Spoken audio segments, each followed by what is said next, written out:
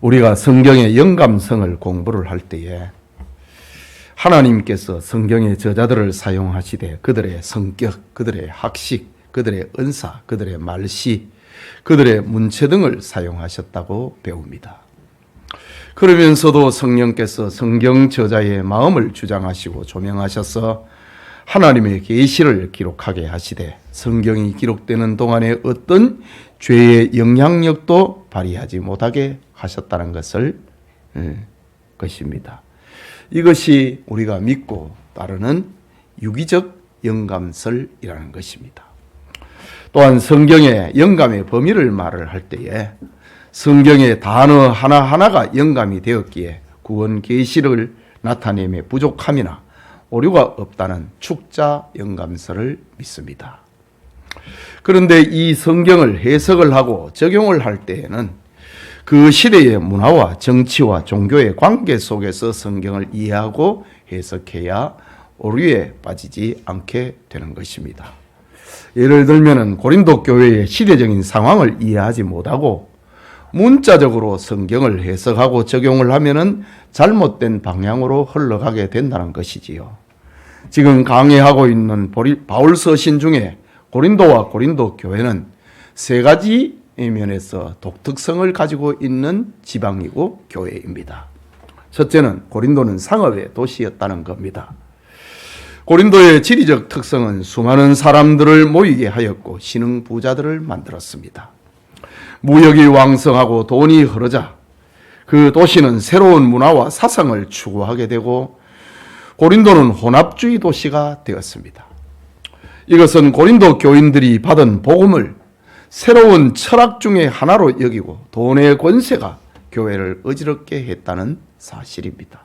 이런 전제 속에서 고린도전서 성경을 읽어야 바르게 이해할 수 있다라는 겁니다.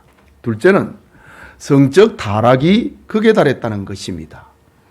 음행이라고 하는 헬라말 포르네이아, 여기에서 영어로 포르노라는 단어가 나오지요. 헬라말의 원어는 포르네이아라는 말입니다. 음행이라는 헬라말 포르네이아가 고린도인처럼 행동한다라고 해석이 될 정도로 고린도는 성적 문란함이 극에 달했습니다. 특히 고린도의 아프로디테 신전과 거기에서 일하는 신녀들이 고린도의 음행을 부추겼습니다. 심지어 그리스도인이 된 후에도 음행의 습관은 생활의 한 부분처럼 여겨질 정도가 되었기 때문입니다. 이런 배경 속에서 성경을 읽어야 된다라는 것입니다. 셋째는 헬라 철학의 이원론의 영향입니다. 이원론, 이거는 극단주의로 양쪽으로 가버린다라는 말이지요. 당시 그노시스 철학, 영지주의 철학은 영과 육에 대한 극단적인 오해를 불러일으켰습니다. 육체를 천한 것으로 보는 사람은 극단적 방종으로 흘러갔고 육체를 금욕으로 다스려야 한다는 사람들은 극단적 금욕주의로 흐르게 만들었습니다.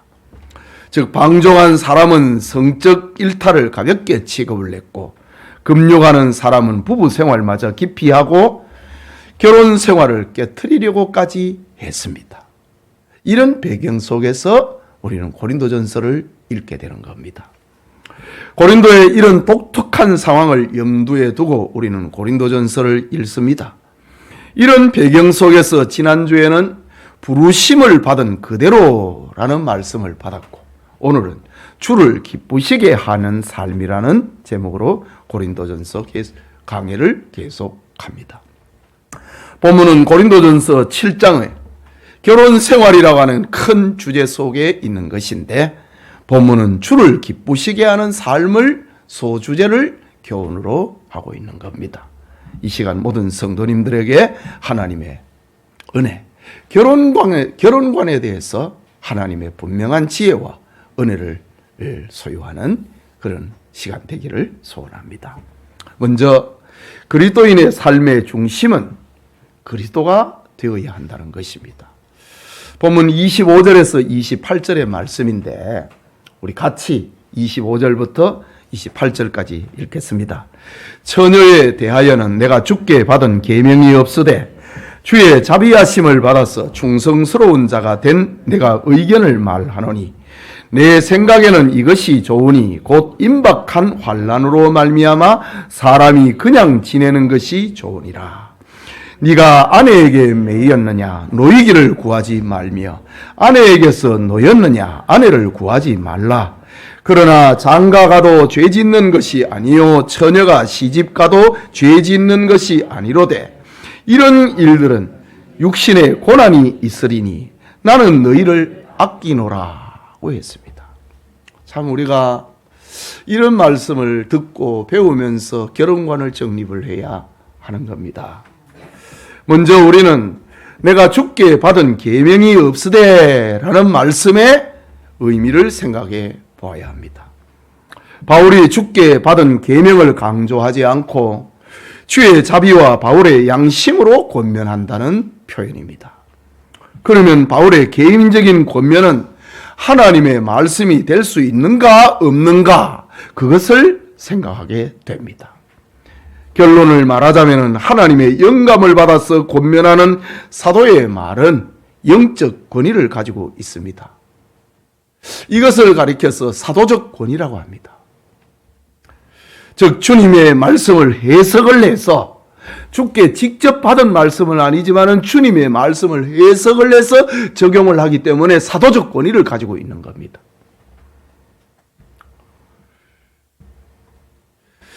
주님의 말씀을 해석을 해서 교회에 적용을 하고 권면하는 사도의 개인적 권면 역시 하나님의 계심을 우리는 믿습니다. 이런 의미에서 모든 서신서는 신구약 모든 성경은 하나님의 계시로 된 메시지, 계시로 된 권위를 가지고 있는 겁니다. 그러니까 주께 받은 계명이 아닌 사도 개인의 의견이라고 해서 그 권위가 떨어지는 것이 아니라는 말입니다. 바울은 주께 받은 계명은 없지만은 사도의 권위를 가지고 겸손하게 고린도 교인들에게 권면을 합니다. 이제 내용을 봅니다. 본문의 처녀, 그리고 오늘 후반부의 과부, 이런 표현을 보는데 처녀라는 표현은 처녀와 총각을 의미한다고 보아야 됩니다. 과부 역시 홀로 된 남자와 여자를 다 포함하는 말로 보면 되는 겁니다. 다시 말하자면은 독신의 혼자 사는 독신의 이야기라는 뜻입니다. 문화가 다르기는 하지만은 과거나 지금이나 홀로 산다고 하는 것은 쉬운 일이 아닙니다. 특히 1세기에 독신을 말한다고 하는 것은 대단히 파격적인 표현으로 이해가 됩니다. 쉽게 독신을 말할 수 있는 때가 아니었기 때문입니다. 그러므로 고린도 시대의 독신과 지금 우리 시대의 독신은 그 의미가 다른 것입니다. 그러면 26절에 사람이 그냥 지내는 것이 좋으니라. 결혼을 했느냐 그냥 지내라. 독신이냐 그냥 지내라. 그 원인이 뭐냐는 거지요. 그 원인 26절에 사람이 그냥 지내는 것이 좋으니라. 그 원인으로서 임박한 환난이라고 합니다. 임박한 환난. 그러면 이거는 뭐냐는 거지요. 어떤 사람은 그리스도의 재림으로 해석을 합니다. 하지만 본절의 환난은 바울과 당시의 교인들이 받았던 현실적인 박해를 가리키는 것이 더 옳은 해석이고 표현입니다. 당시에는 또한 네로의 박해가 서서히 다가오고 있었습니다. 그러므로 임박한 환난을 앞에 두고 결혼을 하는 것은 엄청난 대가를 지불해야 합니다. 이유는 육신의 고난이 따르기 때문이라고 합니다. 그래서 바울은 나는 너희를 아끼노라. 그렇기 때문에 혼자 지내는 것이 그대로 있는 것이 좋다라고 말하는 겁니다. 그러므로 결혼의 좋은 선택은 주를 사랑하는 마음으로 독신으로 지내는 것이 좋다고 합니다. 그러면서도 바울은 이것은 계명이 아니다. 꼭 이래야 되는 것은 아니다. 율법도 아니고 절대성을 가지고 있는 말도 아니다. 이거는 성경을 해석을 하고 적용을 하는 권면이라. 이런 어떤 영적 권위를 가지고 있는 겁니다. 바울은 26절에 내 생각에는 이라고 하므로 자신의 의견을 강조합니다. 그러면서 장가가도 시집가도 죄 짓는 것이 아니고 결혼하여 육신의 고난이 있을까봐 아끼는 마음으로 이 편지를 쓰고 있다라고 합니다. 우리는 이 말씀의 의미를 이런 각도에서 이해해야 합니다. 오늘날의 선택적 독신이 늘어가고 싱글맘도 많아지고 있습니다. 독신에 대한 시선도 많이 바뀌었습니다. 그래서 거룩한 독신이 아니라 적당한 결혼한 상대를 만나지 못해서 억지로 독신이 된 사람도 있고, 경제력이 충분히 뒷받침이 되기 때문에 매이지 않는 여유로운 삶을 위하여서 독신으로 사는 사람도 늘어나고 있습니다.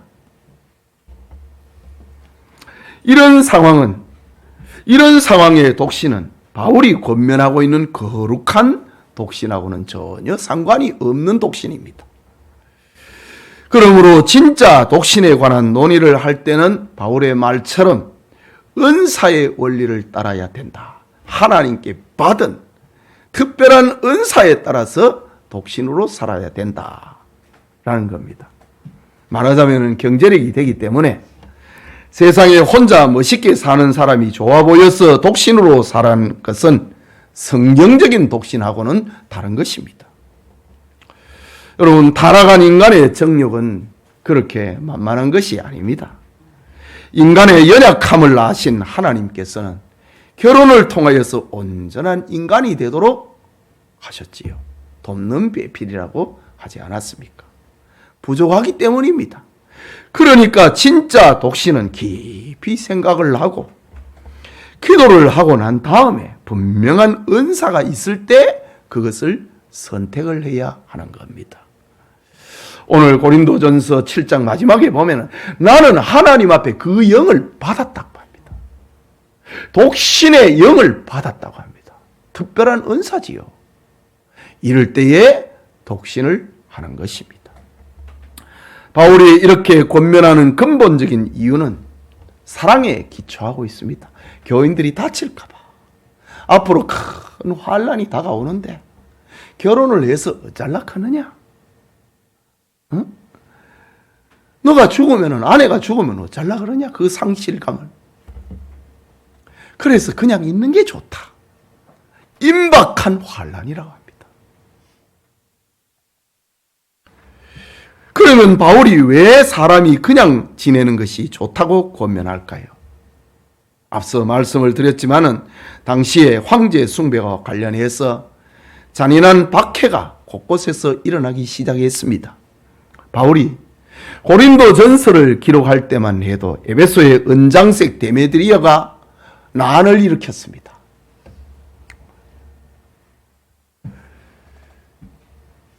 그래서 바울을 죽이려고 시장에 사람들을 선동을 했습니다. 바울은 큰 시련을 겪게 되지요. 그뿐만 아니라 예수님께서 말씀하신 예루살렘의 멸망과 임박한 환란의 날을 생각하고 있는 겁니다. 임박한 환란 앞에서 육체적인 시련이 앞으로 다가오는데 결혼을 해서 가족을 늘리고 서로에게 부담이 되고 아픔을 주는 그것보다는 단순하게 그대로 지내는 것이 좋다. 이런 의미에서 이 독신을 이해를 해야 하는 겁니다. 계속해서 29절에서 31절을 봅니다. 같이 읽읍시다. 형제들아, 내가 이 말을 하노니 그때가 단축하여 진고로 이후부터 안에 있는 자는 없는 자같이 하며 우는 자들은 울지 않은 자같이 하며 기쁜 자들은 기쁘지 않은 것 자같이 하며 매매하는 자들은 없는 자같이 하며 세상 물건을 쓰는 자들은 다 쓰지 못하는 자같이 하라. 이 세상의 외형은 지나감이니라 했습니다. 참 기막힌 삶의 지혜를 들려주고 있는 말씀입니다. 그 때가 단축하여졌다라고 합니다. 이 말은 26절에서 기록을 냈던 임박한 환난과 같은 의미입니다. 성도에게 위기의 날, 환난의 날이 다가오고 있다는 것이지요. 그리고 31절 마지막에는 이 세상의 외형이 지나감이라고 합니다. 그러면 이 세상의 외형은 무엇을 말하는 것일까? 세상의 알맹이, 세상의 속은 하나님을 믿는 신앙이라면 외형은 사람들이 가치를 두는 이 세상의 것들을 말하는 겁니다. 육신의 정욕과 안목의 정욕과 이생의 자랑들이 만들어 놓은 것들, 이것이 세상의 외형들입니다. 세상의 외형에 대해서는 요한 1서 2장 15절에서 17절에 잘 설명을 하고 있는데, 이 세상이나 세상에 있는 것들을 사랑하지 말라. 누구든지 세상을 사랑하면 아버지의 사랑이 그 안에 있지 아니하나니, 이는 세상에 있는 모든 것이 육신의 정욕과 안목의 정욕과 이생의 자랑이니 다 아버지께로부터 온 것이 아니요 세상으로부터 온 것이니라. 이 세상도 그 정욕도 지나가되 오직 하나님의 뜻을 행하는 자는 영원히 거하느니라 라고 합니다. 지나가 버리는 것, 이 세상의 것들에 거기에 가치를 두지 말라고 합니다. 바울이 전하고 있는 중요한 교훈은 임박한 환난을 앞에 두고, 그리고 주님이 언제 오실지 모르는데 단순하게 살아라. 하나님의 뜻을 행하면서 살아라. 라고 권면하는 겁니다. 큰 시련, 환난을 앞에 놓는데 뭘 그래 복잡하게 살려고 하느냐. 조금 후에 기독 신자들은 네로의 박해에 의해서 고통을 당합니다. 환난을 당합니다. 그때에 딸린 식구들이 많으면 얼마나 힘이 듭니까? 우리나라의 일제 강점기 때도 그랬습니다. 순교를 당한 많은 사람들도, 목사님들도 있었지만은 감옥에 갔다가 얼마 있다 나와버린 사람들도 많았습니다. 가족을 가지고 협박을 하니까 감당을 못하는 겁니다. 주기철 목사님도 평양 감옥에 갇혀 있을 때 제일 부담이 된 게 연로하신 어머니였습니다. 그리고 아내였습니다.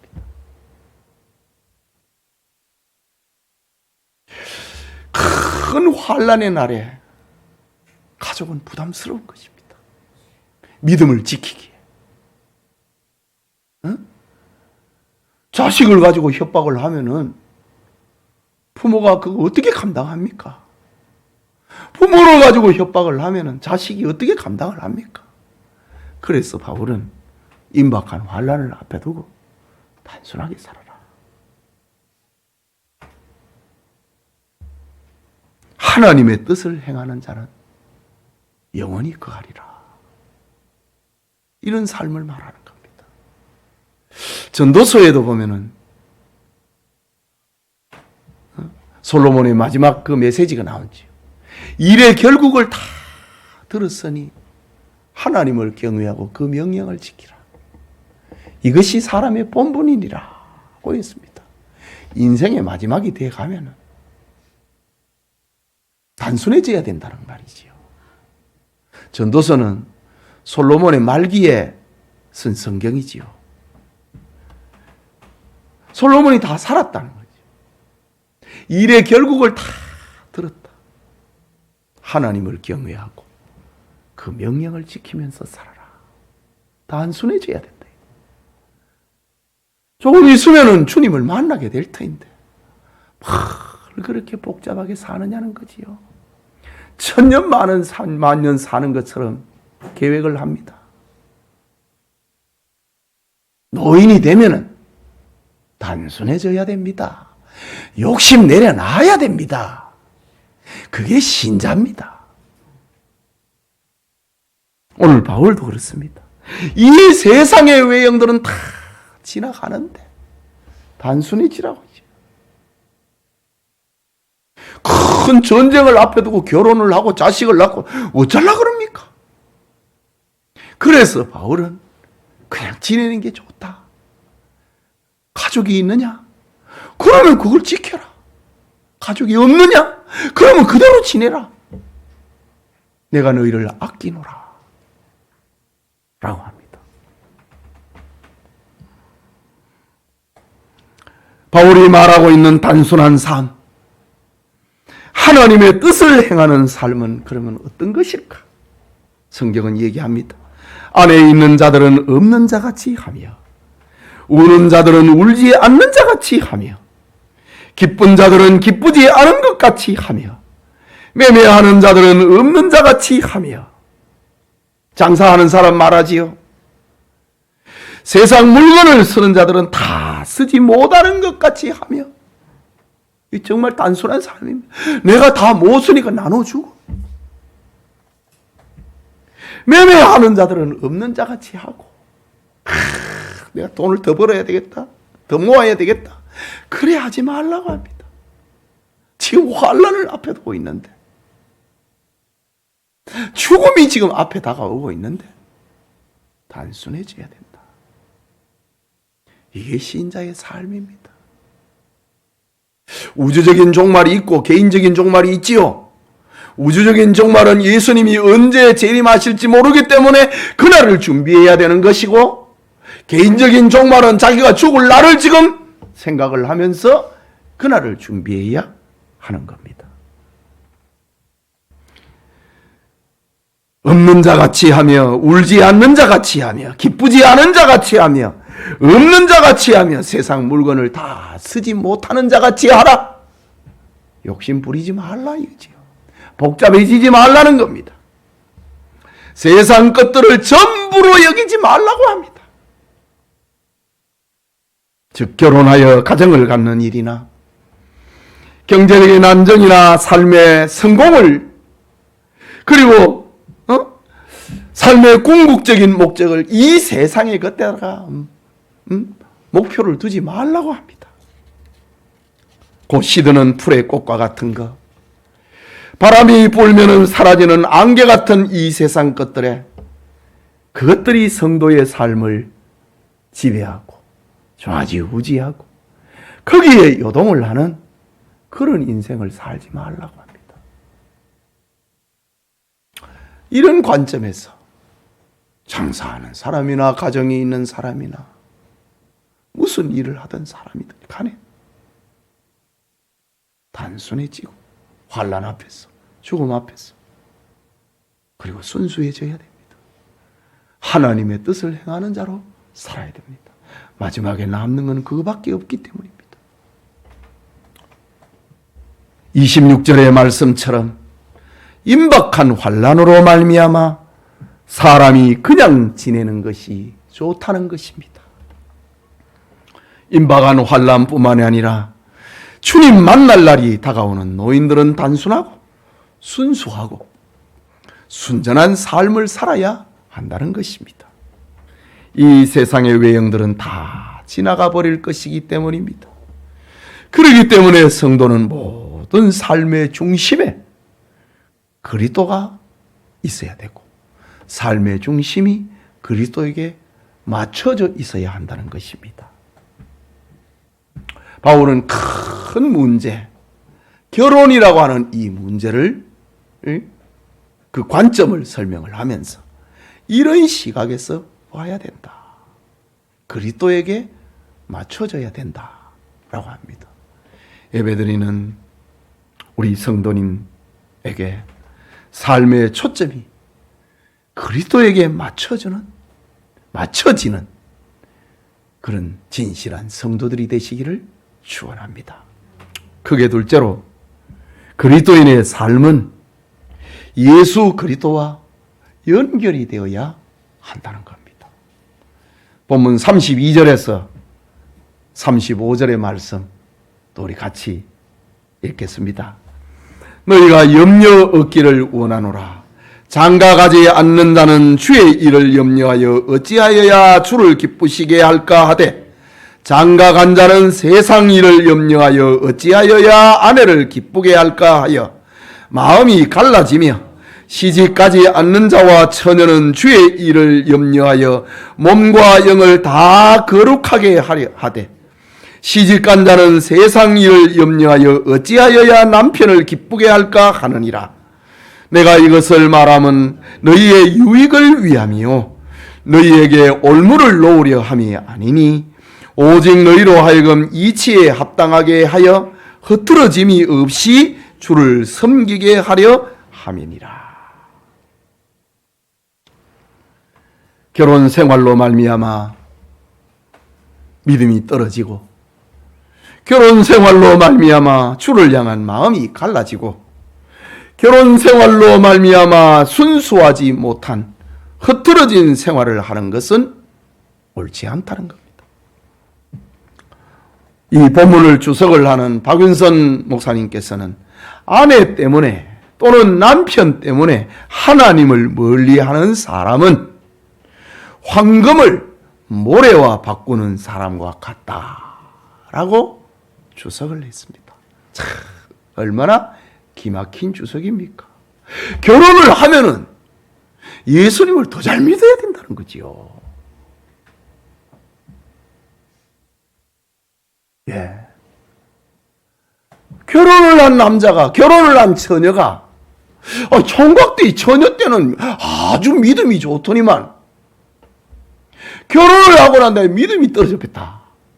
이거는 황금을 모래하고 바꿔버리는 것과 같다는 거지요. 오늘 이 말씀을 주석을 하면서 박윤선 박사님은 그렇게 표현을 합니다.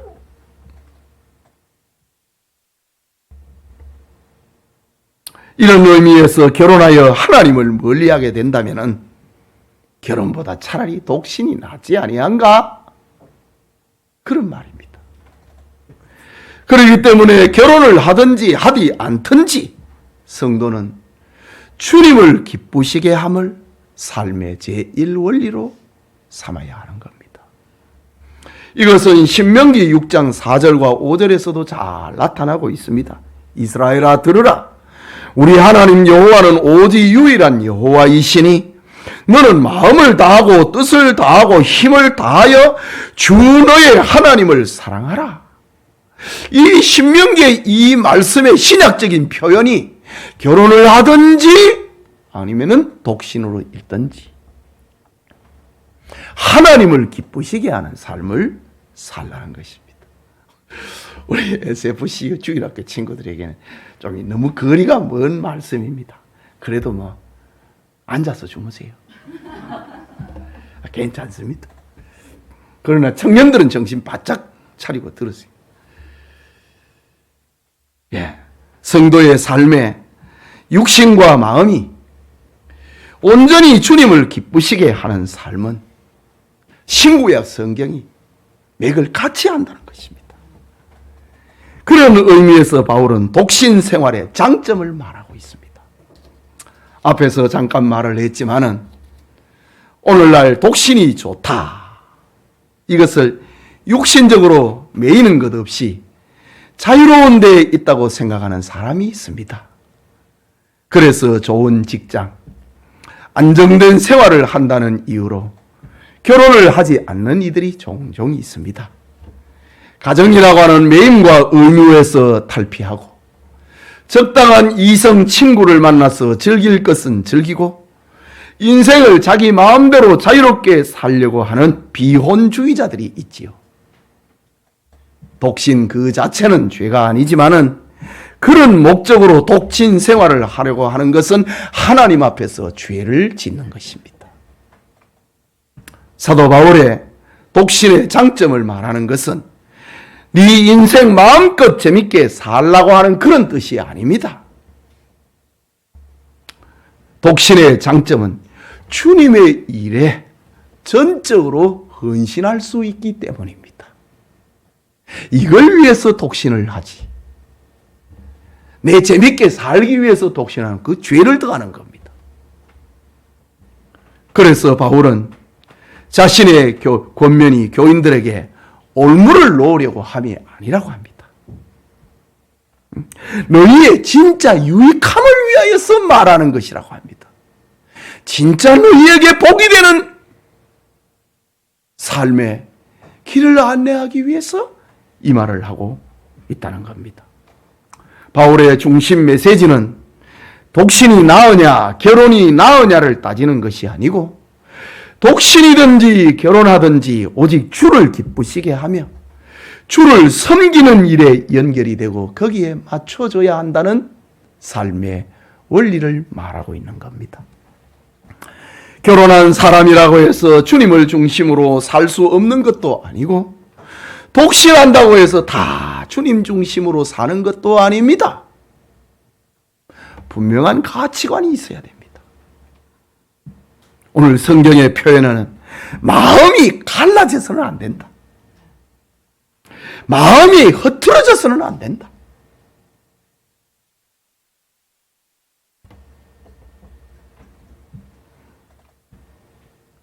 마음이 갈라지거나 34절에 마음이 갈라지며 또 35절에 흐트러짐이 없이 주를 섬기기 위하여서 독신을 선택을 하든가 아니면 결혼을 하든가 하라는 거지요. 철저하게 하나님과 연결이 되어 있는 그런 삶을 말하는 겁니다. 자, 36절에서 38절을 또 같이 읽습니다. 시작. 그러므로 만일 누가 자기의 약혼녀에게 대한 행동이 합당하지 못한 줄로 생각할 때에 그 약혼녀의 혼기도 지나고 그같이 할 필요가 있거든 원하는 대로 하라. 그것은 죄 짓는 것이 아니니 그들로 결혼하게 하라. 그러나 그가 마음을 정하고 또 부득이한 일도 없고 자기 뜻대로 할 권리가 있어서 그 약혼녀를 그대로 두기로 하여도 잘하는 것이니라. 그러므로 결혼을 하는 자도 잘하거니와 결혼하지 아니한 자는 더 잘하는 것이니라. 지금 임박한 환난 앞에서 마음이 흐트러지지 않고 마음이 갈라지지 않기 위해서 지금 고민하고 있는 겁니다. 고린도 교회 성도들에게 바울은 어떻게 하면 주님을 기쁘시게 하고 주님이 주신 평안과 기쁨을 누리는 그것을 빼앗기지 않는 삶을 권면하고 있는 겁니다. 약혼의 경우도 이와 다르지 않다는 것입니다. 오늘 본문에 약혼녀의 혼기가 지났다. 약혼을 했는데 약혼식을 했는데 결혼식을 안 한다 이거죠. 이게 문제가 된 것 같습니다. 약혼을 하고 꽤 시간이 많이 지났는 것 같습니다. 고린도 교회 안에 아마 약혼을 하고 난 다음에 오랫동안 결혼을 하지 않도록 강요를 받은 성도들이 있었던 것 같습니다. 그래서 바울에게 질문을 하는 겁니다. 약혼을 한 지 꽤 오래됐는데 결혼을 하는 게 좋습니까? 안 하는 게 좋습니까? 약혼식을 했으면 결혼하는 것이 낫지 아니하냐? 지금 바울이 그 말을 하는 겁니다. 약혼을 했는데 결혼을 하지 않는 게 이유가 무엇일까요? 아까 우리가 고린도 교회의 배경을 얘기하면서 헬라 철학의 이원론이 교회 안으로 들어왔습니다.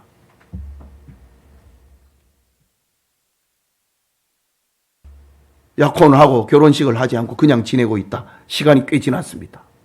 그게 경건이다 라고 말하는 사람이 있었다는 말이지요. 그게 절제의 미덕이다 라고 가르치는 사람이 있었다는 말이지요. 그래서 바울에게 지금 질문을 했습니다. 이걸 어쩌면 좋습니까? 그래 바울이 약혼식을 하고 결혼을 미루는 것은 옳은 선택이 아니다. 바울은 결혼은 죄 짓는 것이 아니니 결혼해라 라고 합니다. 바울은 교인들의 결단을 돕기 위하여 결혼하는 자도 잘하거니와 결혼하지 아니하는 자는 더 잘하는 것이니라. 이유가 있지요. 임박한 환란이 오고 있기 때문이고, 또 하나는 주를 향하여서 헌신해 마음이 갈라지거나 흐트러지지 않도록 하기 위해서 그냥 있는 게 더 잘하는 것이다. 중심은 주를 기쁘시게 하는 삶이어야 한다는 것입니다. 바울은 마지막으로 재혼의 문제도 압달락과 동일한 문제에서, 동일한 의미에서 해석을 합니다. 39절과 40절 마지막 문장을 같이 읽겠습니다. 아내는 그 남편이 살아있는 동안에 매여 있다가 남편이 죽으면 자기 뜻대로 시집갈 것이나 주 안에서만 할 것이니라. 그러나 내 뜻에는 그냥 지내는 것이 더욱 복이 있으리로다. 나도 또한 하나님의 영을 받은 줄로 생각하노라. 여기에 하나님의 영을 받았다고 하는 건 성경을 기록을 하는 어떤 사도적인 권위를 말하는 게 아니고 내가 독신으로 사는 그런 하나님의 영을 받았다는 그런 뜻이지요. 자, 남편이 살아있을 동안에는 매여 있다가, 이 말은 배우자가 생존해 있을 때는 원칙적으로 이혼할 수 없다는 말을, 그것을 다시 밝히고 있는 말이지요. 그리고 죽으면은 자유로워진다고 합니다. 배우자가 사망하면은 재혼할 권리가 생존한 자에게 주어진다는 말입니다. 그런 경우에도 주 안에서만 할 것이라. 신자의 결혼은 초혼이든지 재혼이든지 믿는 사람과 결혼해야 한다는 것을 전제로 하고 있는 겁니다. 그리스도인의 신분과 자존감을 기억을 하고 불신자와의 결혼을 엄히 피해야 한다는 겁니다. 우리 청년들 잘 들으세요. 그러면서 바울은 그냥 지내는 것이 더욱 복이 있다고 합니다. 그럼 나는 결혼하지 말아야 될까? 지금 우리의 지금 시각에서 성경을 해석하지 말고 고린도 전서가 기록이 된 그 시각에서 결혼해야 된다 그랬죠? 성경을 해석해야 된다고 했습니다. 임박한 환란, 전쟁이 꼭 닥치는데 결혼하면 어쩝니까? 물론 해도 죄는 아니라고 했습니다. 임박한 환란이 있다. 자, 전쟁에 가서 적에게 잡혔다. 아니면은 이 로마 제국 시대처럼 그리스도인들을 이제 박해하기 위하여서 신자를 잡아갔다. 그럴 때에 아내를 가지고 자식을 가지고 협박을 하고 위협을 하면 마음이 나눠져 버립니다. 마음이 흐트러져 버립니다. 이런 의미에서 혼자 지내는 게 좋다고 하는 말이지, 즐길 것 즐기라고 하는 그런 의미에서 혼자 지내라는 말, 그런 뜻 아닙니다. 결혼을 하는 것이 하나님의 뜻입니다. 원칙입니다. 그러나 혼자 지낼 수 있으면 또 더 좋다. 왜? 주를 위해서 온전히 헌신할 수 있기 때문입니다. 우리 교회에도 이렇게 홀로 된 우리 교우들이 들어 있습니다. 뭐 재혼해도 됩니다. 주 안에서. 그러나 아마 혼자 지내는 게 더 좋습니다. 바울이 지금 이런 표현으로 하고 있는 겁니다. 왜? 한번 살아봤잖아. 혼자 있으면서 아이들 키우고 주님께 온전히 헌신하는 삶이 더 낫지 아니한가? 지금 바울이 이런 심정으로 고린도 교인들에게 지금 말하는 겁니다. 똑같은 원리입니다.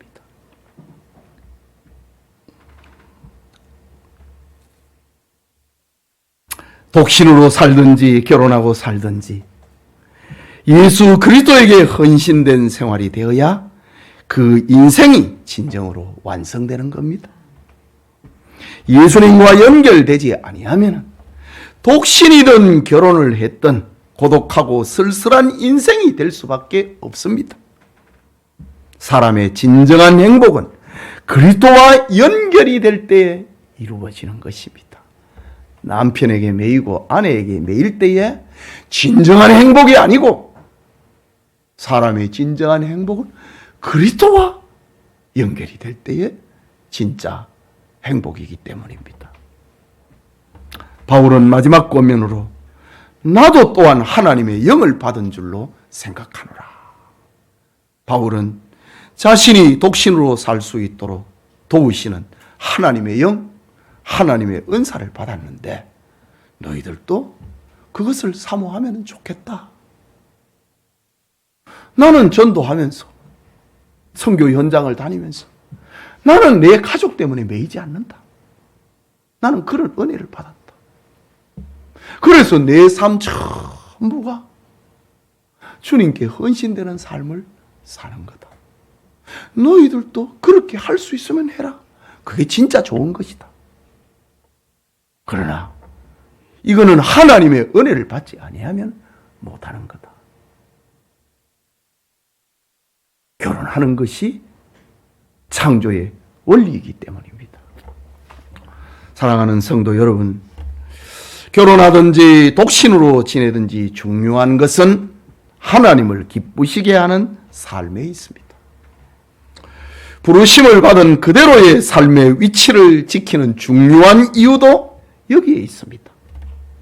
바울이 이렇게 말하는 이유는 임박한 환난 때문이고 고린도에 있는 성도들을 사랑하고 아끼는 바울의 목회적 심정 때문이었습니다. 바울이 예측하는 임박한 환난은 그리스도를 인해 당하는 박해였습니다. 그것은 예루살렘의 멸망과 로마의 박해로 다가오고 있었습니다. 그때의 성도들이 어려움을 당하지 않으면 좋겠다고 하는 목회적 권면을 육신의 고난이 있게 될 것인데 나는 너희를 아낀다. 그런 의미에서 그냥 있는 게 좋겠다라고 했습니다. 그러기 위하여서는 지나가 버리는 세상 것에 마음을 빼앗기지 말고 하나님을 기쁘시게 하는 것에 우선을 두라고 합니다.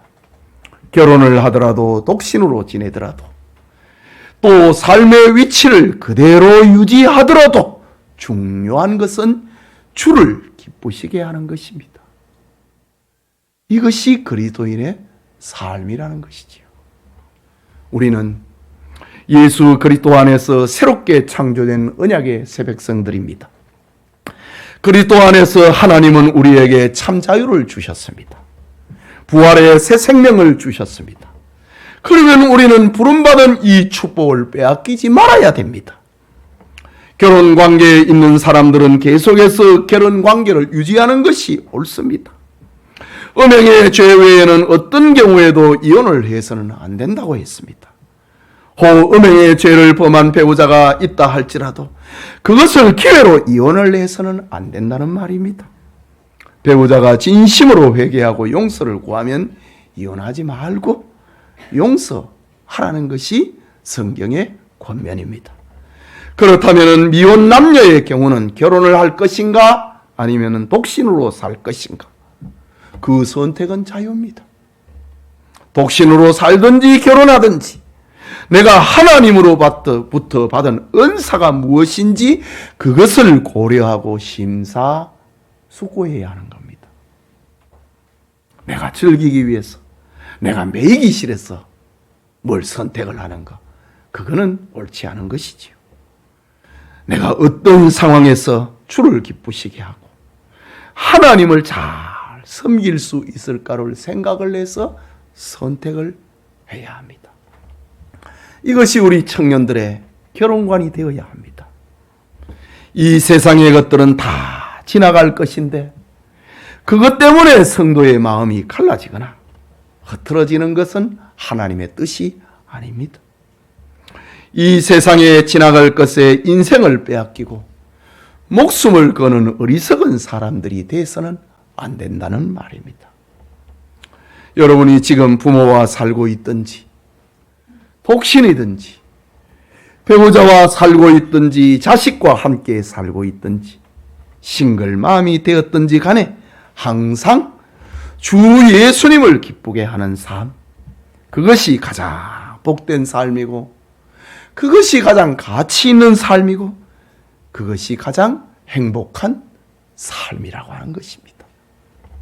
영천의 모든 성도님들이 주님을 기쁘시게 하는 삶을 살아가는 그런 은혜가 있기를 주님의 이름으로 축원합니다. 우리 같이 기도합시다. 우리 청년들, 목사님 결혼하지 말라고. 저 그런 말 안 했어요. 전쟁을 앞두고 있거든. 그냥 지내는 게 좋다고 했습니다. 결혼을 하든지 혼자 살든지 자식과 함께 살든지 그게 싱글맘이죠. 뭐 어떻게 되든지 간에 주님을 기쁘시게 하는 거기에 삶에 초점을 맞춰야 그게 가치 있는 삶이다. 그것이 행복한 삶이다. 그것이 그리스도인의 삶이다.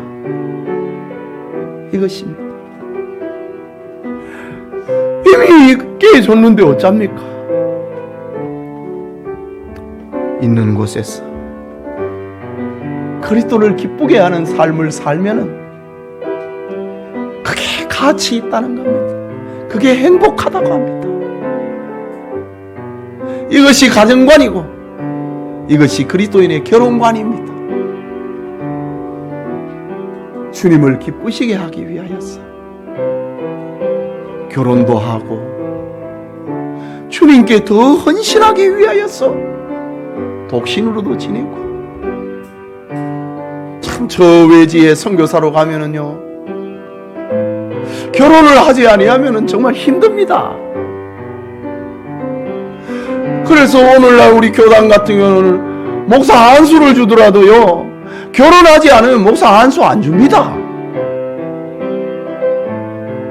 부부가 있어야 교회를 잘 돌볼 수 있다는 것이지요. 선교지에 가도 마찬가지입니다.